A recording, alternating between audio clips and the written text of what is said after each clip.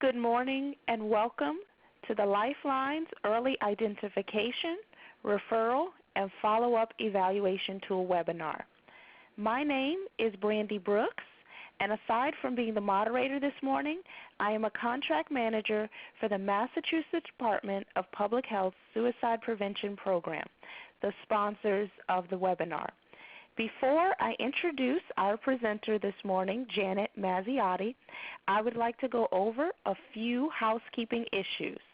First, to join the audio portion of the webinar, go to the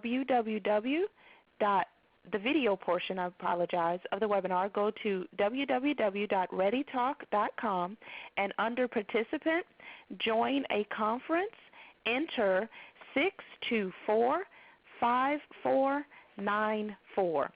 On the next screen, you will be prompted to enter your name and email address and then click the green Register for this meeting button. Second, to join the audio portion of the webinar, please dial 1-866-740-1260 and enter the passcode 624-5494. Third, should anyone experience any technical difficulties with either the audio or video for this webinar, please dial 1-800-843-9166. Again, that's 1-800-843-9166, and a ReadyTalk representative will be more than happy to help. Lastly, all telephone lines are muted except mine and Janet's, so please use the chat function located in the left corner to type in any questions you may have. Given the number of participants, Janet and I will do our very best to answer as many questions as possible as we go along and at the end of the webinar during a question and answer period. Now that I've gotten that out of the way, let me introduce our presenter this morning, Janet Mazziotti. Janet brings a wealth of experience in program evaluation. Currently, she is the Evaluation Project Manager for University of Massachusetts Amherst School of Public Health and Health Sciences. She has also served as one of two evaluators for the Garret Lee Smith Youth Suicide Prevention Grant Funds that the Massachusetts Suicide Prevention Program has received from the Substance Abuse and Mental Health Services Administration, or SAMHSA. I'm confident that Janet this morning will be able to help all of us on today's call to be better able to understand and complete the Lifelines Early Identification, Referral, and Follow-Up Evaluation Tool. Now that I've introduced our presenter this morning, I would like to go ahead and turn it over to Janet. Janet, are you there? I sure am. Thank you, Brandy, for that introduction and your technical assistance this morning. Had a little bit of a bumpy ride getting started this morning, so I'm still kind of calming myself down, so bear with me. But thank you all for being here early this morning, this Friday gray morning here in Amherst, for this webinar. So today I'm going to talk about the Early Identification, Referral, and Follow-Up Data Reporting Tool, and I will be referring to it as EIRF because it's less of a mouthful. The purpose of this webinar is to provide an introduction to and instruction in the use of a tool developed to help organize and report data related to youth who have been identified as being at risk through your school's comprehensive suicide prevention program. The webinar has three main objectives. First, to provide a very brief context for the implementation of the Lifelines trainings you all participated in. Second, to discuss the importance of collecting data for the purposes of understanding how well your efforts are working. And lastly, to introduce a tool that could be used to document and report actions that are taken as a result of youth being identified as being at risk. Janet, not to interrupt you, but a few of our participants this morning said, could you please speak up? Okay, I will do my best. Is that a better volume? Yes, it is. Yes. Okay. Do I sound like I'm screaming? Okay. So in October 2004, President Bush signed into law the Garret Lee Smith Memorial Act, providing funding through the Substance Abuse and Mental Health Services Administration to develop and facilitate implementation of suicide prevention programs in schools, educational institutions, juvenile justice systems, substance abuse programs, mental health programs, foster care programs, and other child and youth support organizations. A main focus of the Garret Lee Smith Act is to increase the early identification of youth at risk of suicide and develop effective systems for reducing suicide mortality. It also mandates the collection of data regarding activities and/or services to monitor the effectiveness of the grant program. What that means is that all programming supported by the Garret Lee Smith funds has a data reporting requirement. But before we get into that, let me give you a very abbreviated history of the working relationship between the Department of Public Health and the Garret Lee Smith Youth Suicide Prevention Grant. The Department of Public Health has had a relationship with the Garret Lee Smith Grant since its inception, being a grant recipient in the very first cohort of grantees, and then subsequently being awarded 2 more grants. The focus of the first grant was to implement a sustainable program of staff training and client support for youth involved in the Departments of Social Services and Youth Services. The focus of the second grant, which was in Cohort 4, was on expanding youth suicide prevention into communities and supporting the development of local and regional suicide prevention coalitions. The focus of the third and current grant, which is Cohort 7, has been on continuing to expand community youth suicide prevention awareness and training, with a special focus on the implementation of comprehensive suicide prevention programming in schools. Toward that end, the Department of Public Health chose to use part of the Garret Lee Smith funding to support the implementation of Lifelines, a program listed in the Best Practices Registry in schools across the Commonwealth.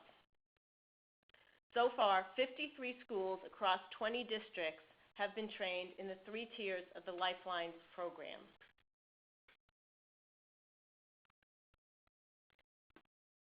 An important role within the Lifelines program is that of the data liaison, that point person who is designated to keep track of what is happening with respect to your school's suicide prevention efforts. So let me take a minute to talk about why it is and should be a priority to collect data about the youth that might benefit from your school's suicide prevention efforts. Though some of this might be obvious, I think it's worth reiterating.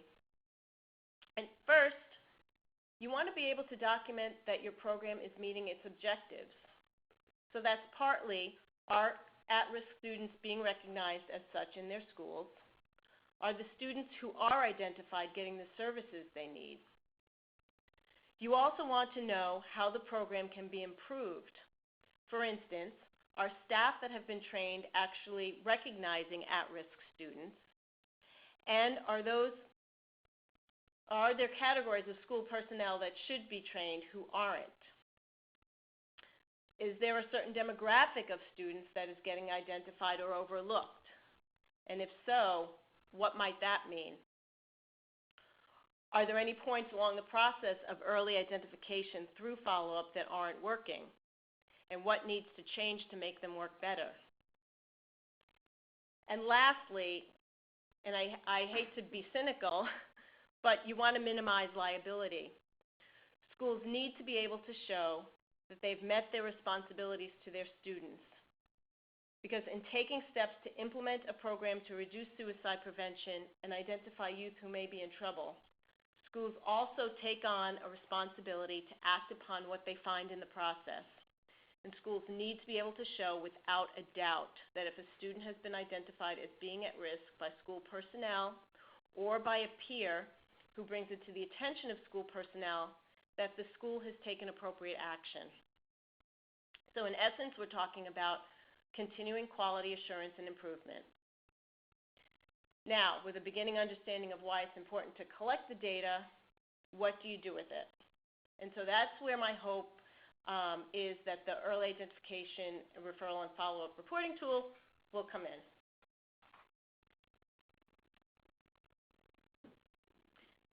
So what is the EIRF data reporting tool? In short, it's an Excel workbook, and that's a format that's likely familiar to many of you. And it's set up to provide straightforward and simple data organization and documentation. It can be used as a primary tool for documenting the identification of at-risk youth and the actions that have been taken in response. So schools that do not yet have a developed structure for recording information related to youth who are identified can use this, and they may find this useful. For schools that already have systems in place for documenting such data, this tool provides a simplified way of reporting de-identified data back to DPH to meet the data reporting requirements of the grant. So first, I will take a minute to outline the kind of data we're talking about. I'll give some examples of circumstances that would warrant EIRF documentation. Then I will show you the tool itself and walk through how to use it. And that's going to involve me bouncing back and forth between the slideshow and my desktop. So there might be a little bit of bumpiness there, but I'll do my best. Also, keep in mind that this webinar will be archived, and you'll be able to review it later. And you will also be receiving two documents. One is a detailed user manual, and another one is a data glossary that will explain all the terms, the questions, and everything. So you will have some resources to look back on beyond this webinar. So don't feel like you have to take all of this in today. Okay, so we'll start with early identification. Early identification data includes information about the student and the circumstances under which he or she was identified as being at risk.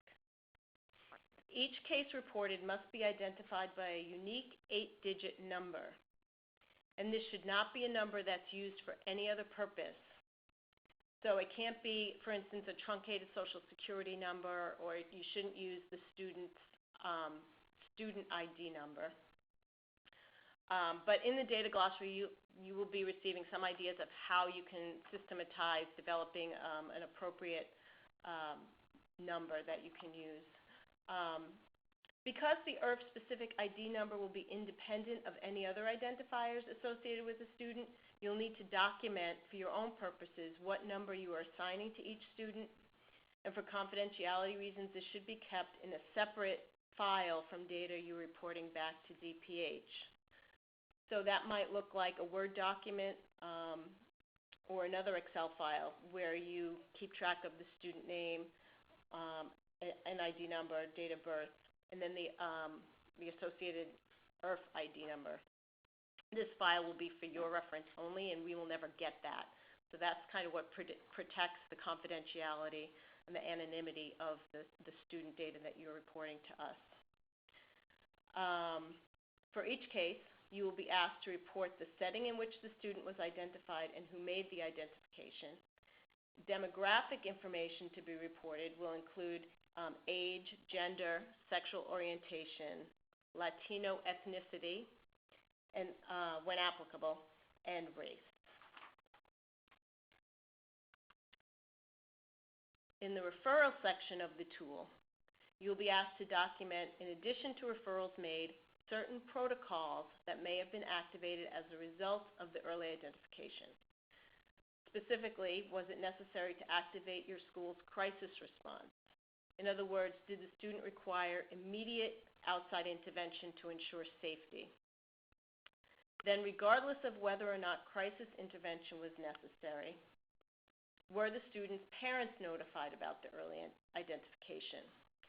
And were protocols followed for documenting that communication with the parents. Because best practices suggest that schools obtained signed confirmation of communication when parents are contacted regarding risk concerns about their children. So it's important for you to have that documented.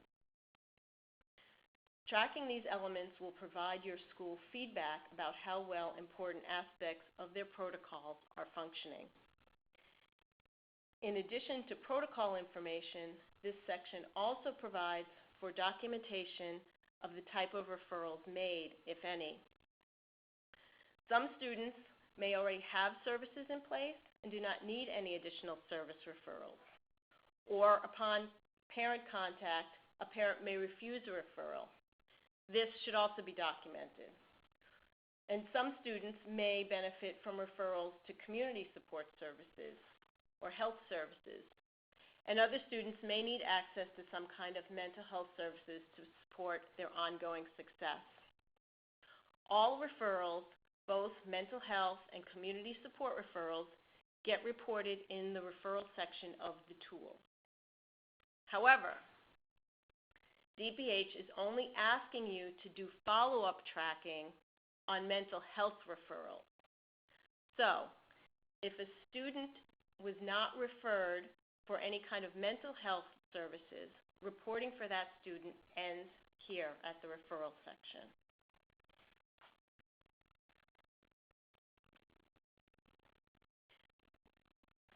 In terms of follow-up, as I said, only referrals for mental health services need to be tracked for follow-up, and the time frame for follow-up is 3 months.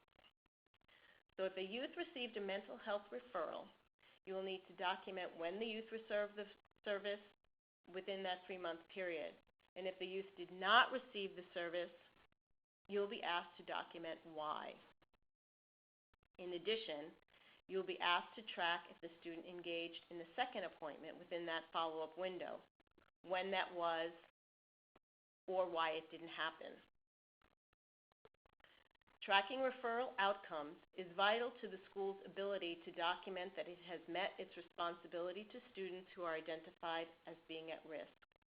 It will be important to establish communication protocols that will allow for collection of follow-up data. Schools that have established MOAs, or memorandums of agreement, with local mental health services may be able to receive regular follow-up information, such as confirmation that a student is engaged in treatment. In the absence of such an agreement, it will be necessary to establish a route of communication with someone who can provide follow-up information, and that could be with a parent, or guardian, and it could actually even be with the students themselves. So next, let's talk about a few examples of situations that would warrant EIRF data reporting. Then I will actually show you the tool and how it works. So let's say your school has fully implemented Lifelines. That means protocols for crisis and postvention have been developed, and staff have been trained in them. Staff and parents have been trained to recognize risk factors and warning signs that a student might be at risk.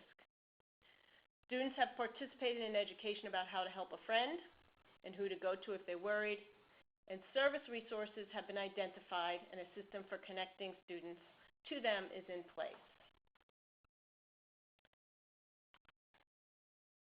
Here are some possible situations that might come up that would warrant EIRF documentation in that context. So 1, a student, after being educated about suicide prevention, goes to the adjustment counselor to report that she's concerned for a friend because she's noticed signs that suggest her friend is really depressed. This leads to the friend being screened by the adjustment counselor and then referred for services. Another example would be a bus driver reports to the assistant principal that he heard one of the students on his bus say that he's tired of being bullied. And he's just going to go home and slit his wrist. The bus driver is understandably concerned and goes to the assistant principal, who dispatches the adjustment counselor to find the student to check in and assess the situation. Another possible example is a parent who has engaged in the parent training now is much more sensitive to warning signs of depression or suicide risk. And that parent calls the school to report that she's really worried about her son's dropping grades and increased social isolation. She's worried about him being depressed or even worse. She asks for some help for the school in getting him evaluated. And then a last obvious example would be a student screens positive for suicide risk after participating in an SOS screening program. So each of these early identification situations would be documented and ideally followed through to service outcome. So now, ta-da! The moment you all been waiting for. I'm going to introduce now the tool. I'm going to show you how it works, and we'll work through some of these examples to see how it would play out in this tool. So now I'm going to switch, and you'll see exactly what it looks like, God willing.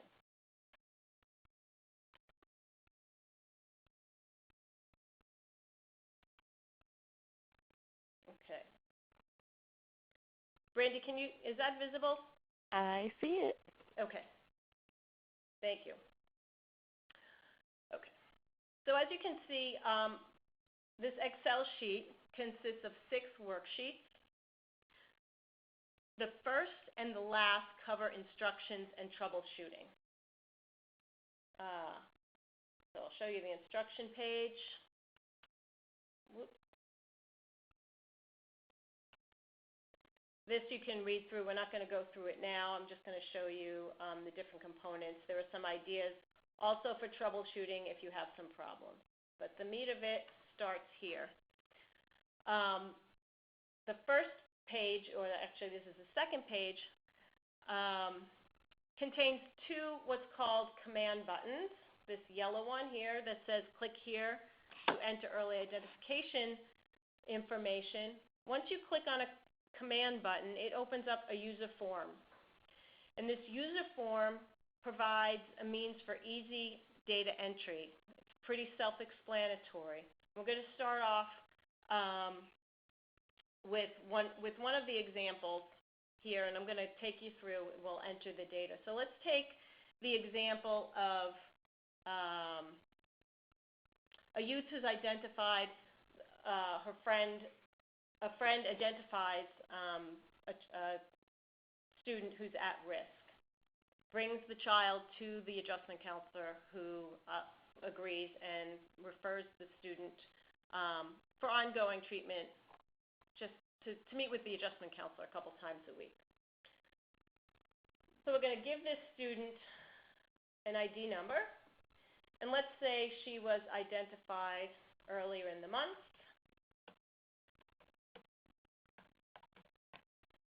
And the next question asks, where did the information that's being used to complete this form, where did that come from? In almost all the cases in your situation in the schools, it's going to come either directly from a clinician, a provider, the adjustment counselor, because I think in most cases it's the adjustment counselor who's going to be walking these cases through, or it could potentially come from a gatekeeper. And I've tried to think of an example where that might apply here. And it might, a potential case might be, for instance, if there were an after-school program and a child were identified in an after-school program, and then that child was brought to the adjustment counselor to kind of go through the services. But I think in most cases it's either going to be coming from the clinician or a gatekeeper. So we'll choose that. The setting in this case, the case that we're talking about was, we'll say, a high school student, the zip code,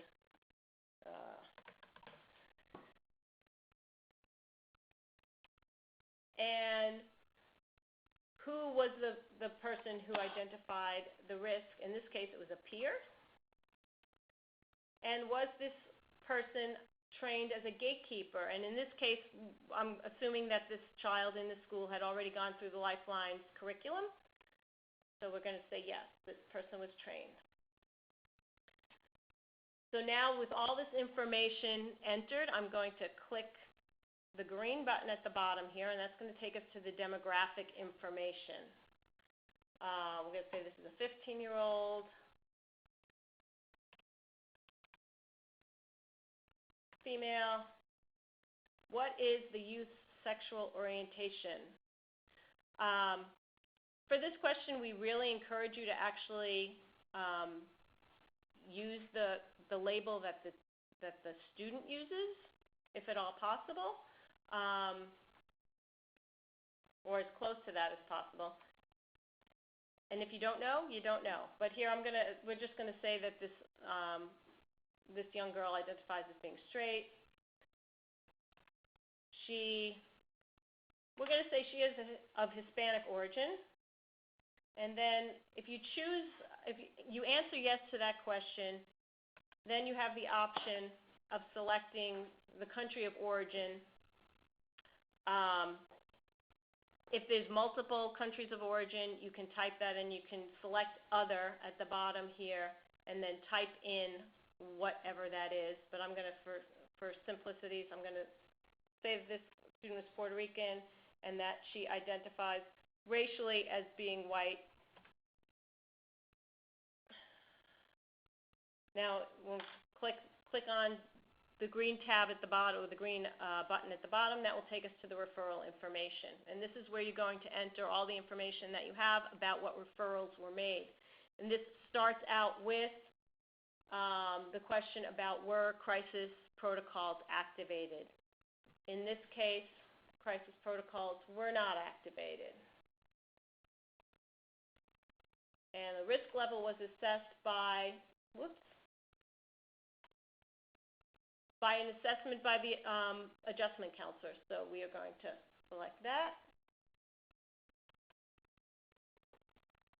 Because you all are adhering to best practices, the parent was in fact notified, and you did collect acknowledgement of that.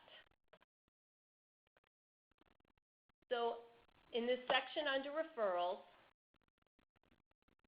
there's a possibility if no referral was made, you can click no referral was made, and that is the end of reporting here. If you click on no referral was made, you cannot click on any of these other referral options below. So I'm going to unclick that so we can actually report some referrals that were made. So this youth, the adjustment counselor decided that she would benefit from a check-in with her PCP. So she got a non-mental health referral to her physician, but she also was referred for ongoing follow-up with the adjustment counselor. So we're going to click that. And that referral was made on the day that she was identified. Whoops, because I need to put an accurate year in there. And now I'm going to hit submit. And once I hit submit, this data that we just reported is going to be miraculously copied to each respective worksheet. So the early identification data all got copied into the early identification worksheet. The referral data got copied into the referral worksheet. Now, we have not reported any follow-up data yet, but I'm going to show you that on the follow-up worksheet, there is some data that has been reported here. And that, in this horribly red highlight, is the ID number, the date of the identification, and the date of the referral. And that, we'll come back to that, and that will all tie together in a moment.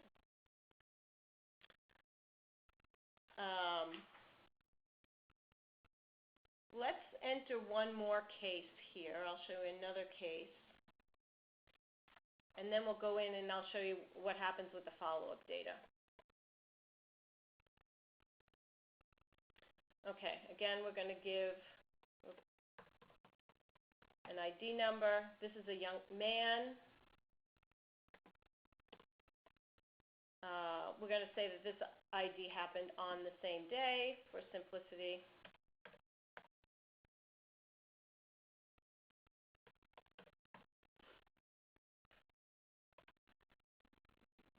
Again, the information that's reported here is coming through from the adjustment counselor who's collecting this data.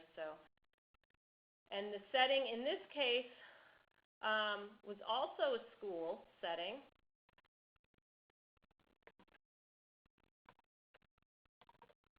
But this time, it was a young man who was identified through a screening process.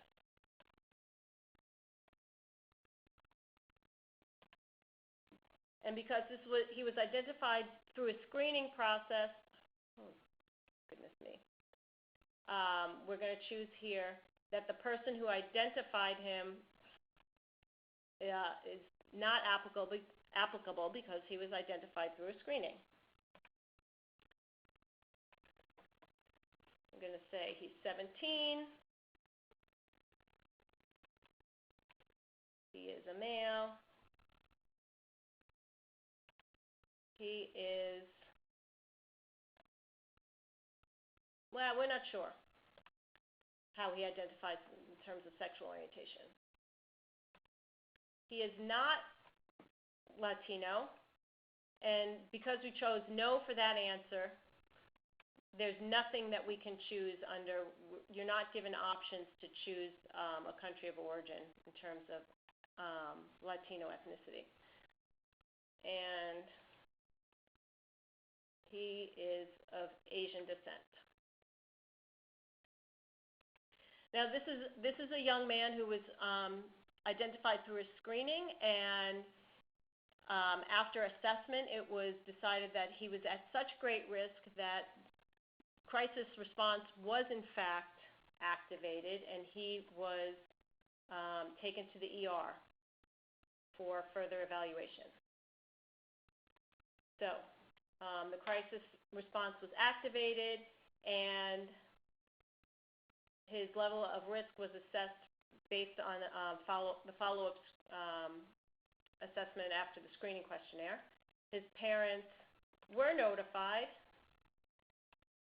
and let's say his parents were out of town, so they could not be notified, or they could not sign the acknowledgement. So here, this young man was at great risk, so he was actually activated through the mobile crisis and sent to the emergency room.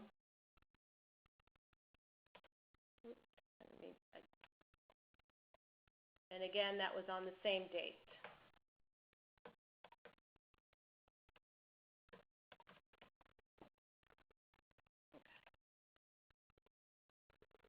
So again, you see now that we have two cases here that have been entered. Now I'm going to enter follow-up data for that first case.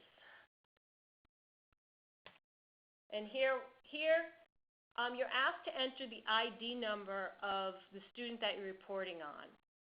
And this is very important because entering this ID number verifies that the ID number has been entered, and that way the data can be matched across these different worksheets. So it's important that we actually put in the number and make sure that that student has been entered. And here we know the first case we gave the ID number 1234567. The program found it, and now we're ready to match up all the data for that student. So here, that young woman who was referred for counseling with the adjustment counselor, we know what happened with her because she's seeing the adjustment counselor. So we're going to say yes. And here it asks what was the first outcome or the first meeting outcome. So we know that this young woman has been seeing the adjustment counselor, so she saw her for her first appointment where she received an assessment. And then she also received counseling. And that date was, because I know you all have lots of time on your hands, she was seen the next day. Whoops. And the zip code. And because she is in your school, you know that she actually was able to go to the second appointment as well. And she received ongoing counseling. And she saw that counselor later in the week. And those are the first and second service appointments that she participated in. And that's all that you need to report at this point. When you hit End Survey, you're done for reporting for that use. Now, when you go into the follow-up page here, you will see now that first line is no longer highlighted red because you've reported follow-up data for that student. This is an easy way for you to go in and kind of check to see what are the kids that might have fallen through the cracks in terms of follow-up. If the follow-up page has a lot of data that is still highlighted red, it means there's a lot of follow-up that still needs to be done. The follow-up can be saying you don't know what happened. For instance, we go to the follow-up page.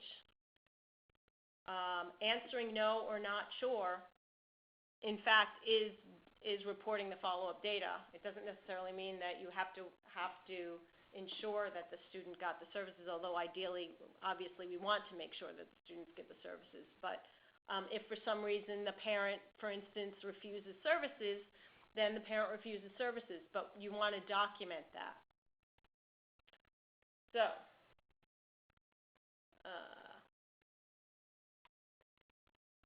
go back here, and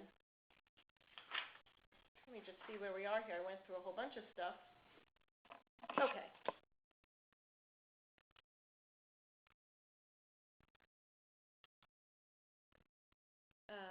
All right, so now you have all this data, and you've reported all of it. What are you going to do with it? So first, of course, you can use the data to answer some of the questions about your efforts to help at-risk youth, like who and who isn't getting identified, and are there any patterns? Who are important protocols being followed? What is the lag time between identification, referral, and receiving services? And what kind of referrals are being made? And are they the best service referrals under the circumstances? So just like in any Excel file, you can sort the data, you can do mathematical manipulations, you can do counts, etc. So as long as you don't disturb the positioning of the columns in the spreadsheets, because that will mess up how the data gets transferred from the user forms to the spreadsheet. As long as you don't move the columns, you can do all the normal manipulations that you would in Excel. Aside from using the data for program evaluation, the data will also need to be reported to DPH on a regular basis.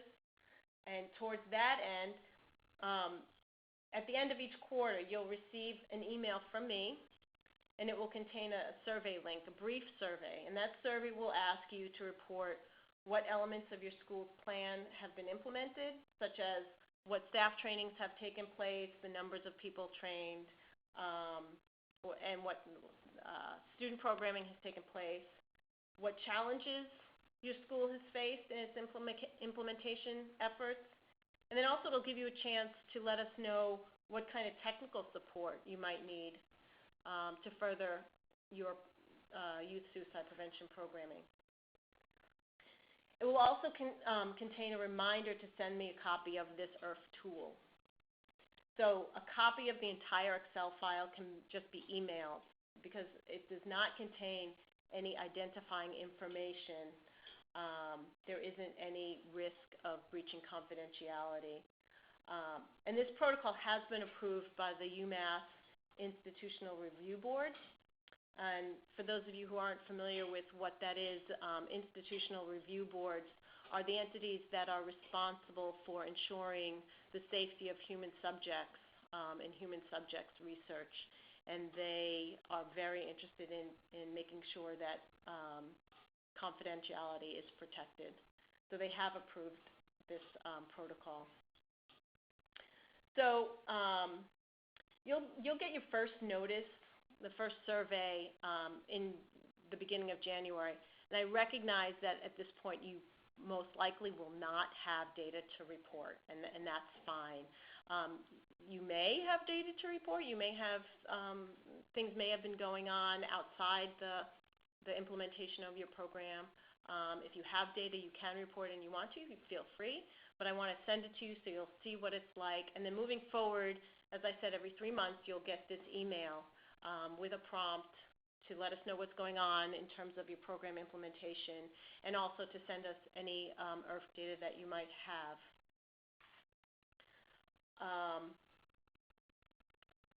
I recognize that this is a lot of information, and I know that you will inevitably have questions. I know that a lot of the questions you will probably figure out on your own as you get to play with this tool. But I also want you to know that, as I mentioned before, you will have a detailed user manual, that will explain, that will really walk you through the use of the tool, along with a data glossary that will explain each of the questions and the answer choices. So I think that will be really helpful. Both of those documents have my contact information, and you are completely free at any time to be in touch with me, and I'm happy to walk you through the workings of the tool or answer any questions about implementation of it. So at this point, I guess, Brandy, I'd like to open it up if there are questions about the use of the tool or anything else. Sure. Everyone on the call this morning, please remember your line is muted. So if you do have a question, please use the chat box in the lower left-hand corner and type in your questions. So I guess Janet will give a minute or so and see if any questions come in. All right.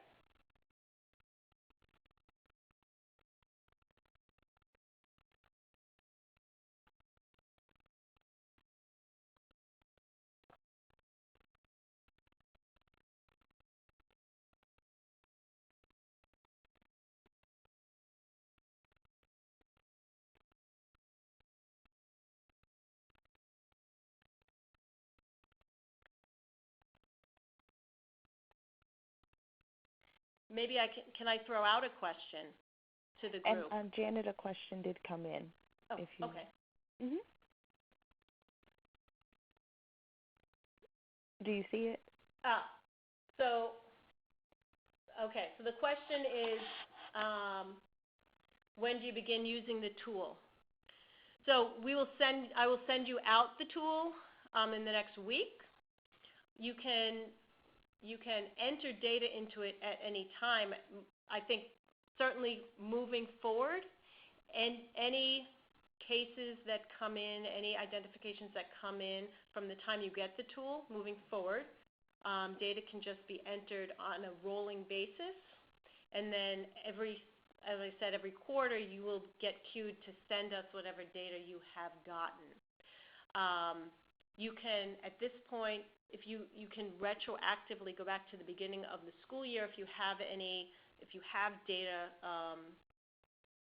documented anywhere that you want to enter into the tool, that would be great, but we don't expect that you do that. I mean, we're not asking you to do that. If you have that available, though, feel free to enter it into the tool once you get it. So another question is, are we expected to report data on the entire district, K through 12, or just the upper grades? So that's a good question. The Garret Lee Smith grant is specific to ages 10 through 24. So you are certainly welcome to use this tool for any students that you want to use it for. In other words, in terms of using it for your own documentation within your system, feel free to use this tool. In terms of the data that gets reported back to us, we only want data for students aged 10 through 24. Obviously, you won't have 24-year-olds. And if you're a high school, obviously you won't have 10-year-olds. So I guess that would be the answer to that. You can still, of course, send me if you have data in the tool for students that are less than 10 years old. You don't have to worry about deleting that data. You can if you want to. We just won't be reporting that data. Another question. Are there features where we can print out charts and data for ourselves and our staff? So that is a good question, and my answer to that question is it all depends on how savvy you are in using Excel. Excel itself has the capacity to print out charts, and this, as I said, is just like any other Excel file, except it just has some fancy features. But in terms of the data, you can export data out of Excel and manipulate it for charts. It hasn't been there hasn't been a special feature for this tool that automates that, if that's your question. But somebody who has some experience with Excel should be able to manipulate the data to create charts through Excel.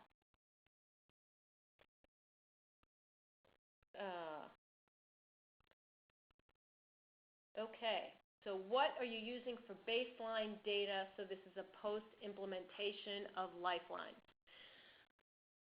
So let me just say that there's a difference between evaluation and research. So this is not a clinical trial. So we are not trying to prove per se that there is a difference pre-Lifelines and post-Lifelines. As you know, we don't have any pre-data for you all. We're not in a position to be collecting that at this time. We are reporting this data to the cross-site evaluators. This is part that I did not explain. The grant, the Garret Lee Smith grant is a federal grant, and of course that means that it is implemented across the nation, and there is a larger evaluation that is taking place, collecting data from all the grantees, and using that data basically to say a couple of things. How has the money been spent, and what are some of the outcomes of having spent this money? So that is what this data is primarily being used for. And as I said, this is not a clinical research project.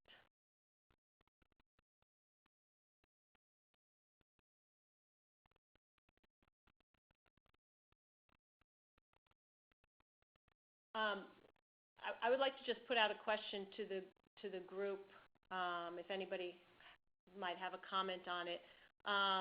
In terms of your impressions on whether this feels like it's an overwhelming task to take on in terms of reporting this data. Is this something that you're already doing? Does this tool feel like it will be helpful in efforts to organize data that you have been collecting or haven't but need to be?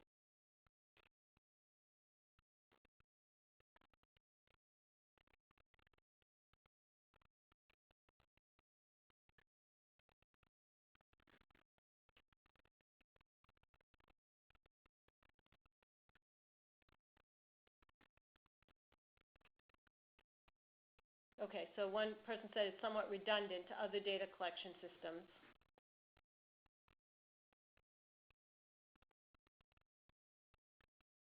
And so in that case, what I would say is that this tool may not be as useful for you in terms of infrastructure building around data collection. However, my hope is that it will make the reporting of the data easier for you to pull data from systems that you already have and just plug it into these user forms, and it really shouldn't take much more than about a minute per case, maybe 2 minutes per case. And hopefully you don't have a lot of cases to report. I mean, ideally, obviously the hope is that kids will get, the number of kids who are identified at risk is low, one hopes. But so hopefully it will be useful to you in that way. Somebody else saying that they think they will be very useful, at least in organizing. Yes, and it does require putting some time aside and doing it on a regular basis. I think just being somewhat rigorous and regular about it.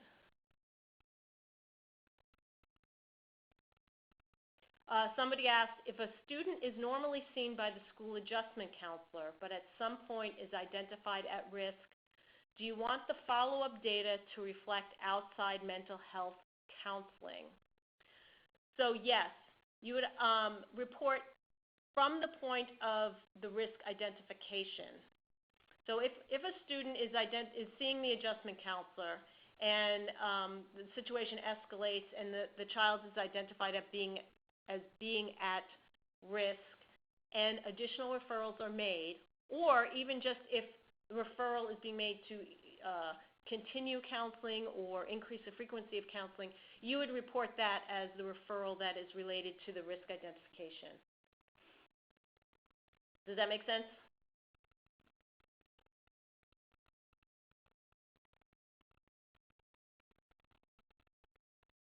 Okay.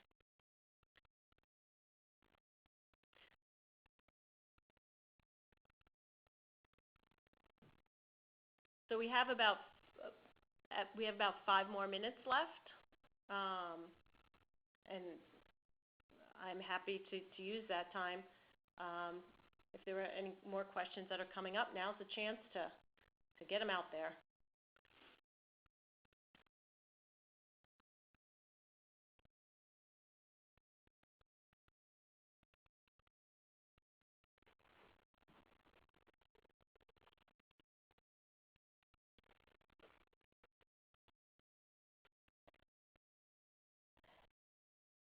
Well, Janet, as any questions come in, do you have any concluding thoughts or comments? I guess in conclusion, I guess I would say, one, thank you for taking on this work, which is incredibly important. And with the work comes, unfortunately, great responsibility, both to the kids we work with and the colleagues we work with, I guess, too, kind of to ensure that we're taking the measures that need to be taken. I hope that this tool provides some way for you to organize and document that. I think it's really important that you're able to show the good work that you're doing, and in really concrete ways. So as I said, I am available to consult around the use of this. This is also a work in progress, so feedback is always welcome. And I will look forward to touching base with you as needed. So again, thank you for your efforts and thank you for being here this morning. And Janet, we did have one last question that came in. It says, will you be emailing the tool to us? Yes, I will be emailing the tool in the next week. So you will be getting that along with the 2 documents that I mentioned, the user manual and the data glossary. Okay, so I guess if we have no more questions, we'll go ahead and conclude today's webinar. Before we conclude, I'd just like to thank Janet for presenting this morning, and I'd like to thank all of you for participating in the webinar. Everyone that participated, again, will receive the tool and the resources that Janet mentioned. As well, you'll receive a follow-up email containing a link to today's webinar that you'll be able to view at a later date should any questions come up about what we discussed today. In addition, be on the lookout for any emails about upcoming webinars and trainings being sponsored by the Department of Public Health. After you log off today, please take a few moments to just complete a brief evaluation. And again, I hope that you've gained more knowledge about the Lifelines IRF tool, and we look forward to working with you in the coming weeks and months. Thank you all for participating, and have a wonderful day. Thank you, Brandy. Thanks again, Janet.